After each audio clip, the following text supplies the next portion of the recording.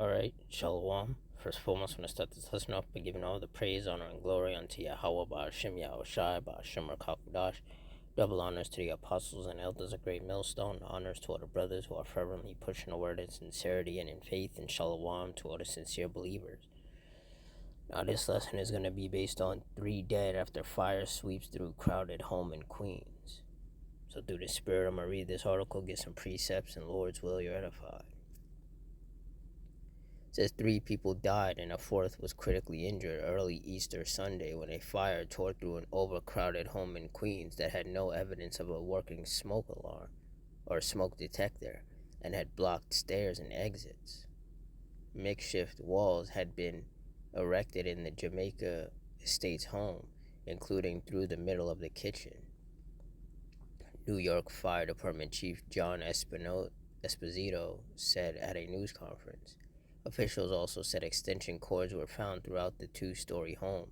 The cords can overheat, especially when overloaded or improperly used, leading to fires, according to Electrical Safety Foundation International. The fire department is still determining the fire's origin.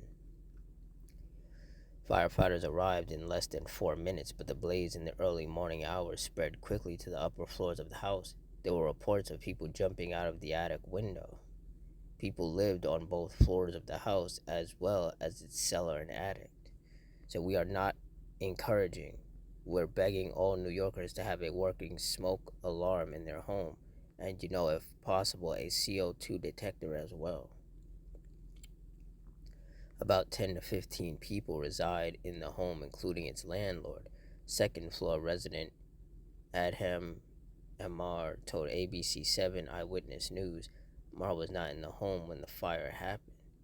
So part of this is because of the negligence of the landlord, he said. Attempts by the AP to reach the landlord were unsuccessful.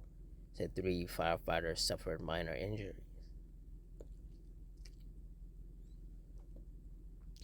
Yeah, so this was judgment of the Heavenly Father right here. This deadly fire. Psalms 9:16, the Lord Yahweh is known by the judgment which he executeth. The wicked is snared in the work of his own hands, Hegeon Selah. And that's right. The Heavenly Father is known by his judgments. And these fires, these storms and tempests, these earthquakes, these shootings, these stabbings, these animal attacks, these suicides, these car crashes, these plane crashes, helicopter crashes, all of these are judgments of the Lord.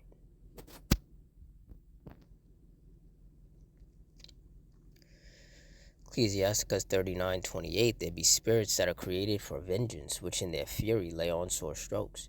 In the time of destruction they pour out their force and appease the wrath of him that made them. And when you look up the definition of the word appease, it means to satisfy. So the Lord creates these spirits of vengeance, and they're used to satisfy his wrath. Because the scriptures say in Psalm 7:11 that Yahweh judgeth the righteous, and Yahweh is angry with the wicked every day.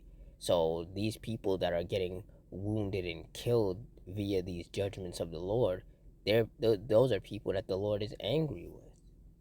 Because otherwise, why would the Lord be bringing such horrible judgments upon people?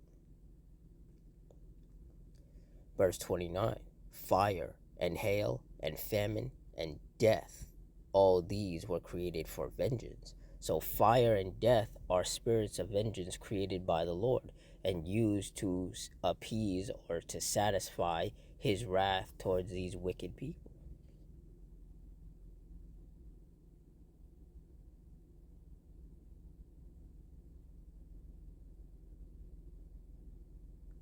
Deuteronomy 32:39, see now that I, even I, am he, and there is no power with me. I kill and I make alive. I wound and I heal. Neither is there any that can deliver out of my hand. And that's right. And that's why it wouldn't have mattered how fast the firefighters got there. They wouldn't have been able to save those who died, because the Lord didn't want those people to be saved.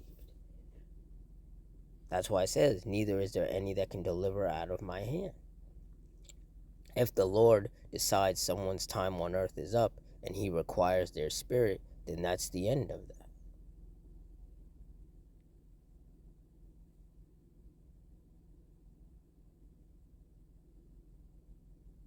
1 Samuel 2 and 6. The Lord Yahweh killeth and maketh alive. He bringeth down to the grave and bringeth up. And that's right. And that's what the Heavenly Father did. He killed those people in that home. Those 3 people.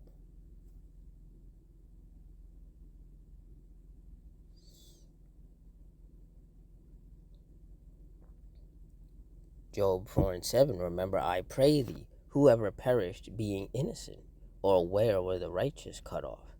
And the answer is that no one has perished being innocent, nor were the righteous ever cut off. The Lord has never cut off the righteous.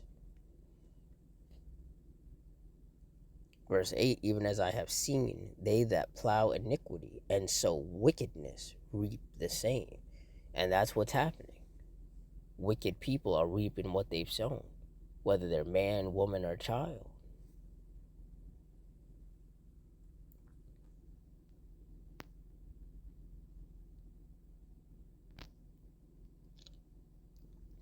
Ecclesiastes 3 and 1. To everything there is a season and a time to every purpose under the heaven. Verse 2, a time to be born and a time to die, a time to plant and a time to pluck up that which is planted. And for those 3 people, it was their time to die, and that's why they're in the spirit world now. All in accordance to the will of the Lord. And there's a lot more people in these last days that are going to meet their maker. They're going to die. Because the Lord is going to punish them for their iniquity, for their wickedness.